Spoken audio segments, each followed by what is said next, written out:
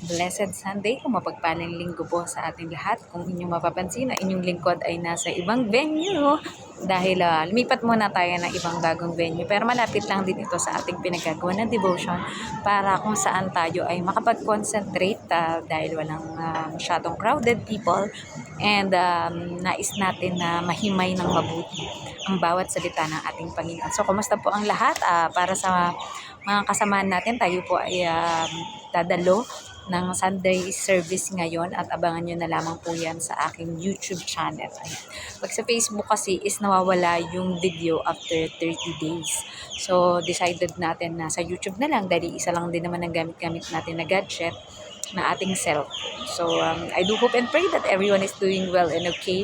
At alam natin na anumang mga pagsubok ang ating pagdaanan, ito ay ating makakayanan sa tulong ng ating Panginoon. And thanks God because meron tayong nakausap na isa nating kaibigan dito. Actually, bago nakilala natin. And we know that God is using different situation in our life para tayo ay makapag-evangelize sa ating kapwa. So, bago tayo dumako sa ating share and devotion video, huwag po muna natin kakalimutan ang manalangin sa ating Panginoon. So, let us pray. Ama namin Diyos na makapangyarihan sa lahat, pinupuri at pinasasalamatan ka po namin una at higit Panginoon sa buhay at kalakasan na ipinagkakaloob niyo sa aming Panginoon. Salamat po dahil meron kaming oras para magbulay-bulay ng inyong mga salita, Panginoon, at alam po namin na ang bawat buhay namin ay gagamitin mo upang maging instrumento o kasangkapan upang makapagpahayag ng inyong good news o mabuting balita sa lahat, Panginoon. Thank you for the protection, provision, godly wisdom, Panginoon, kahit mga divine connection, Panginoon, ay pinagkakaloob nyo, Panginoon. Kaya hindi sa lahat ng mga challenges at pagsubok sa aming buhay na aming napagtatagumpayan, Panginoon, dahil sa tulong ninyo, Panginoon. Salamat din po, Panginoon, dahil meron kaming trabaho, meron kaming paraan, Panginoon, para makapagpahinga at makapagbulay-bulay ng inyong salita, Panginoon. Kaya din po, Panginoon, ipinapanalangin po namin ang aming gagawing pag-aral na ito na ikaw ang mataas at mapapurihan, Panginoon. At dahil sa inyo lamang karapat dapat, Panginoon, ang buong glory, Panginoon. Kami po ay maging mouthpiece nyo lamang o tagapagsalita, Panginoon. Ang lahat ng mga nangangaral at nagbabahagi ng inyong mga salita ay magpasakop sa inyong banal na kapangyarihan, Panginoon, upang ang bawat lalabas sa aming bibig ay maging kapaki-pakinabang, Panginoon, at makatulong sa aming kapwa upang mailapit sila sa inyo at magkaroon ng karunungan na nagmumula sa inyo, Panginoon. Habang buhay po at walang sawa kaming magpapasalamat sa Panginoong Yesus dahil sa pag-aalay niya ng kanyang buhay para sa katubusan ng kasalanan naming lahat. Gayon din sa banal na Espiritu, Panginoon, na siyang lumulukob sa amin upang ang aming gagawin, sasabihin, at magiging kaisipan, Panginoon, ay naayon lamang sa inyong kalooban, Panginoon. At dalangin namin na kayo ang hihipo sa puso, isip at espiritu ng bawat isa, Panginoon, upang maging bukas ito sa pagtanggap, Panginoon, ng inyong mga aral at ng inyong mga salita na nais ipatid sa bawat isa. We honor you, we glorify you, and we love you, Lord. This is all we pray in the name of our Lord Jesus Christ. Amen. So, yan. So, dumako po tayo sa Lucas 23:55. Ayan. Ito po ang nakasaad or nasusulat. Sumunod kay Jesus ang mga babaeng sumama kay Jesus. Sumunod kay Jose ang mga babaeng sumama kay Jesus. Sorry po. Mula pa sa Galilea. Nakita nila ang libingan at ang pagkakalagay doon ng bangkay ni Jesus. Message, ang mga babae naman daw na sumama sa Panginoong Jesus mula pa sa Galilea ay sumunod kay Jose. Doon ay nakita daw ng mga ito kung saan ang libingan at kung paano nilagay ang bangkay ng Panginoon. Application. Dito ay makikita din ang layunin ng mga kababaihan at ang parteng ginampanan nila. Dahil sila ang mag-aalaga sa bangkay ng Panginoon, nalagyan ito ng pabango kaya kailangang alam nila kung saan ang lugar na pinaglalagyan nito. Makikita na maalaga talaga ang mga kababaihan dahil kahit ang bangkay na lang ng Panginoon ay inaalagaan pa din nila. Bilang tanda na mahalaga para sa kanila ang Panginoon na kahit hanggang kamatayan ay hindi nila ito iniwan o pinabayaan. So, purihin ang pagkabasa ng mabuting balita ng ating Panginoon. So, yun na nga, di ba? Actually, kung ito po ay ating mauunawaan, based din sa mga naging preaching na ating napakinggan during the resurrection or para sa Easter Sunday, di ba? Sabi nga, kung hindi muling nabuhay after 3 days ang ating Panginoong Hesus, hindi iyon magiging patunay na siya ay tunay na bugtong na anak o Diyos. Ayan. So, many are confused kung ang ating Panginoong Hesus ba ay Diyos o tao, di ba? So, alam natin na although there is a belief about ang Diyos Ama, ang Diyos Anak, at Diyos Espiritu, there is only one God. There are three in one. Although sinasabi ng iba na wala namang about Trinity or Trinitarian sa Bible, but dyan po makikita natin na kung ano yung isinaad ng mga dating propeta like si Jeremiah, di ba? Yan ay sinabi na o naipredict na ni Prophet Jeremiah that there will be a Savior, there will be a Messiah that will come into this world and will save, at lahat ng kasalanan ng buong mundo ay papasanin o tutubusin niya, which is yun na nga ang personification ng Diyos ay bumaba sa atin sa pamamagitan ng ating Panginoong Hesus. And although many don't believe sa ating Panginoong Hesus, but we know na ito ay nasa part na ng history, kaya nga na-celebrate ang Resurrection Sunday or Easter Sunday, di ba? Dahil may muling nabuhay mula sa mga patay after 3 days, at yan ang ating Panginoong Hesus. Pero hindi po yun yung main focus ng ating topic ngayon, kundi sinasabi dito na ang mga kababaihan. Ayan. So, during the time, 'di ba, kahit noon kay Abraham, ang mga kababaihan kasi noon sa Israel ay kumbaga wala silang power. Hindi kagaya ngayon na napakarami na ang may, 'di ba, the power of the woman. Ayan, kaya itaas ang kamay ng lahat ng mga kababaihan, 'di ba? Like kagaya dito sa Hong Kong, much more majorly ng mga nagtatrabaho as an OFW ay mga kababaihan. Meron ding mga kalalakihan, pero much more ng percentage ay mga kababaihan, 'di ba? Yung sinasabi na kung kayang gawin ng mga lalaki, kaya ding gawin ng mga babae, 'di ba? So, yun naman ay sa aspeto po ng mga pagtatrabaho, 'di ba?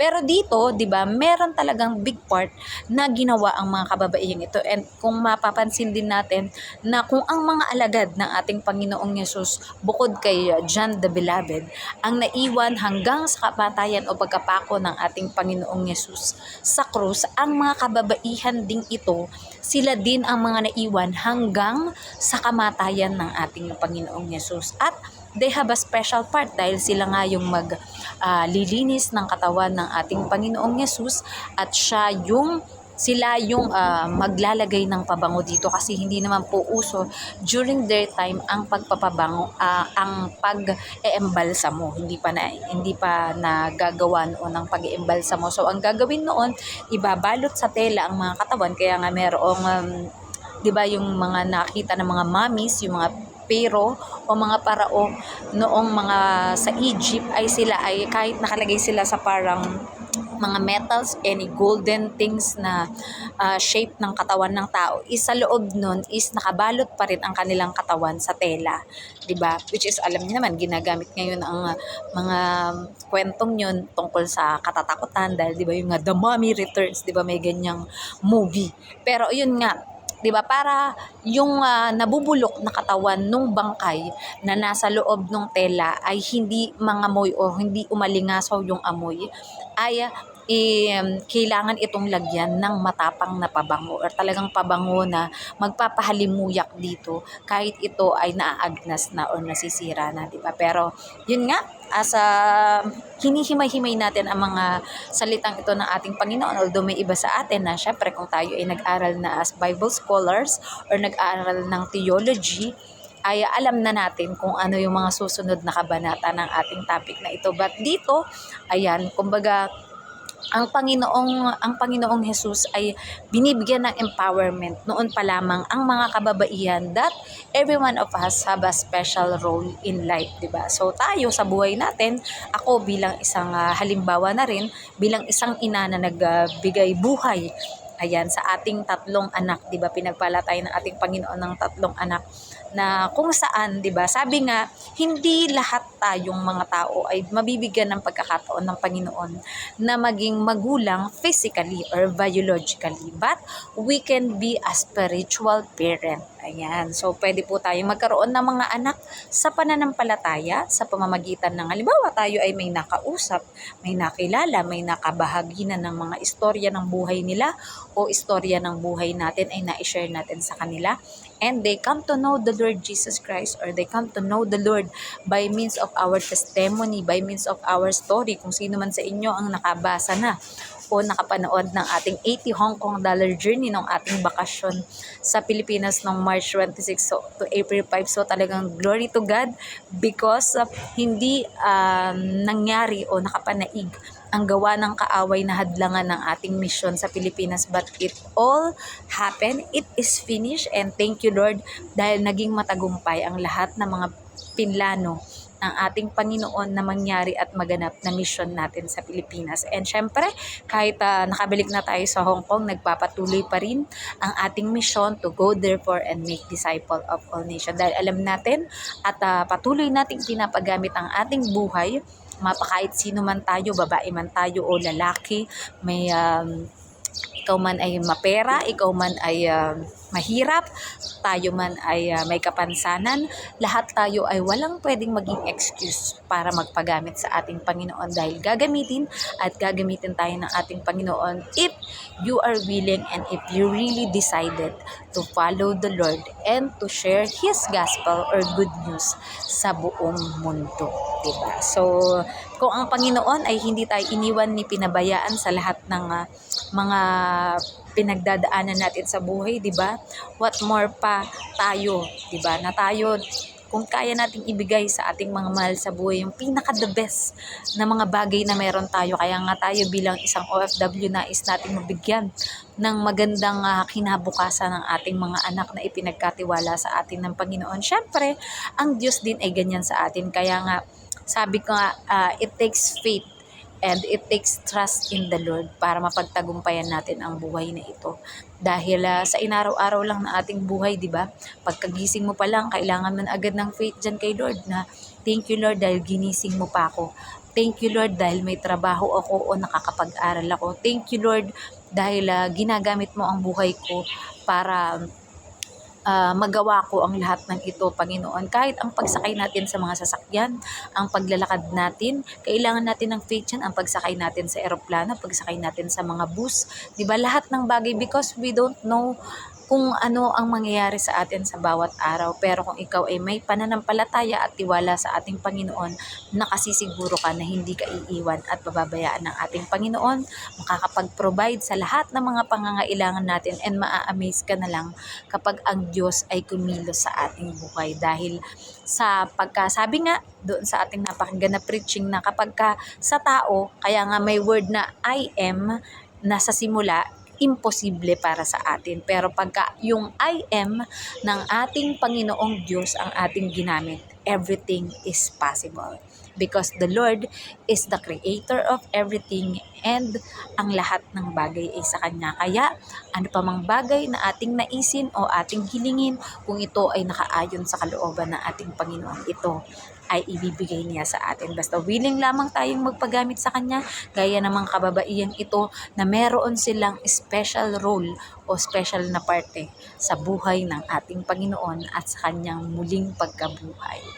So, nawa po ay may natutunan kayo sa ating share and devotion video. If you feel na ikaw ay wala ng pag-asa, lagi mong tandaan, ang Panginoon ay just one prayer away or one call away. Kung wala ka ng ibang pwedeng malapitan sa buhay mo na ito, huwag mong kalilimutan na nariyan pa ang Diyos. Kailanman, hindi ka iniiwan, hindi ka pinapabayaan. Tawagin mo lang siya, humingi ka ng saklolo, admit that we are sinners because we are all truly sinners at ang Panginoon lamang ang may kakayahan na linisin tayo at tubusin tayo sa ating mga kasalanan.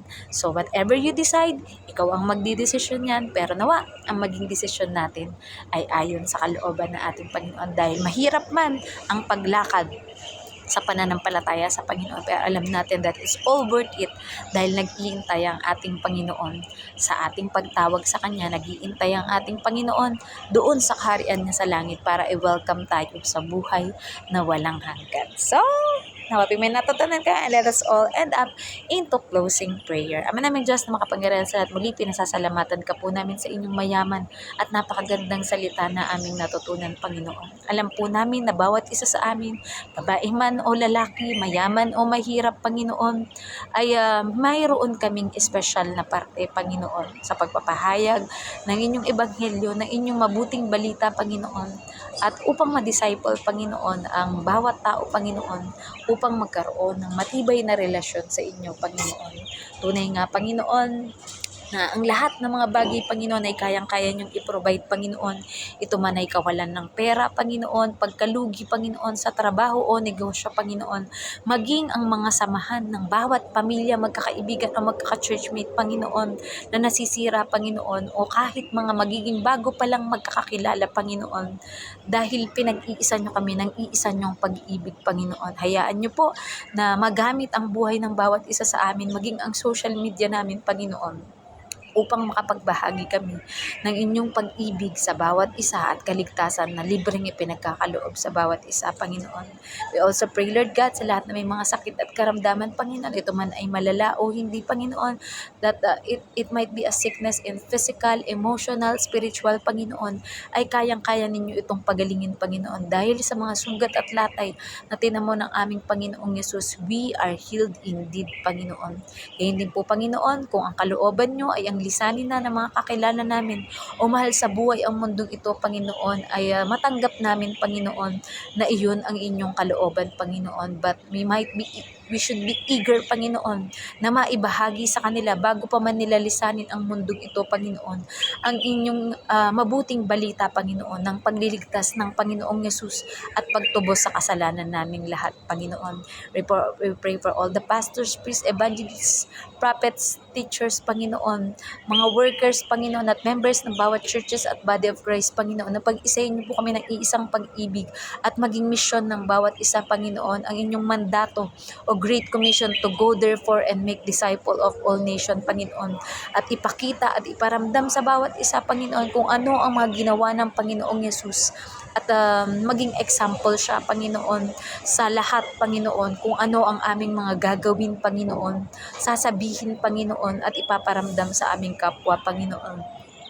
Ngayon din, Panginoon, we pray para po sa Pilipinas, Panginoon, na anumang pinagdadaanan ng Pilipinas at ng buong mundo, Panginoon, there will be peace, there will be unity, there will be forgiveness, Panginoon, at lalago at aasenso at uunlad ang bawat mga bansa, Panginoon. Ano man ang mga pinagdadaan ng pagtaas ng mga presyo ng gasolina o mga bilihin, Panginoon, lahat ng ito ay kayang-kaya niyong maiayos, Panginoon, if we humble down before you, Panginoon. Kami ay magpapasakop, Panginoon. Ngayon din ang aming mga leader, Panginoon, mula sa pinakamataas hanggang pinakamababa at mga mamamayan ng aming bansa, Panginoon, ay magkakaisa upang kumilala at tumanggap sa inyo at ang bawat mga magiging desisyon, Panginoon, ay ayon sa inyong kalooban. We pray for Hong Kong, Panginoon, ang bansang ito na aming pinagtatrabahuhan, Panginoon. Salamat sa aming mga employer, Panginoon. Kayo ang patuloy na mag-bless sa kanila abundantly, Panginoon.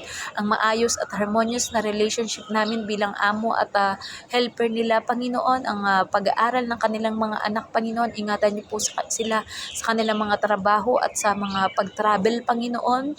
At alam po namin, Panginoon, na you made us into this place, Panginoon, with a great purpose, Panginoon. At alam po namin na lalawig pa at mas dadami pa, Panginoon, ang kumikilala at tumanggap sa inyo bilang Diyos at tagapagligtas sa buong mundo, Panginoon. At makikita ng bawat isa ang inyong muling pagparito upang kunin ang mga pinabanal at mga sumunod sa inyong kalooban, Panginoon.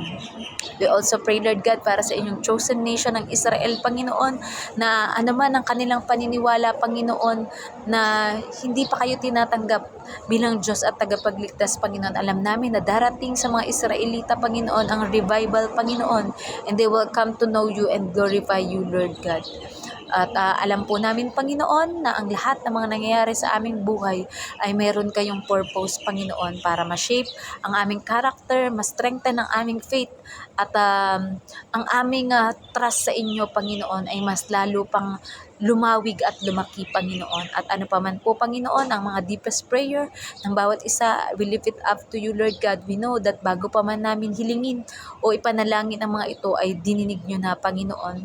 At ang magagawa namin, Panginoon, ay tanggapin kung ano ang inyong naging sagot sa aming mga dalangin, Panginoon. We lift up all the whole day, Panginoon, sa inyo, Panginoon, at patuloy lang kami na magpapagamit sa inyo bilang inyong mensahero sa mundong ito, Panginoon. We honor you, we love you, we glorify you. This we pray in the name of our Jesus Christ. Amen. Bye-bye po sa ating lahat and God bless.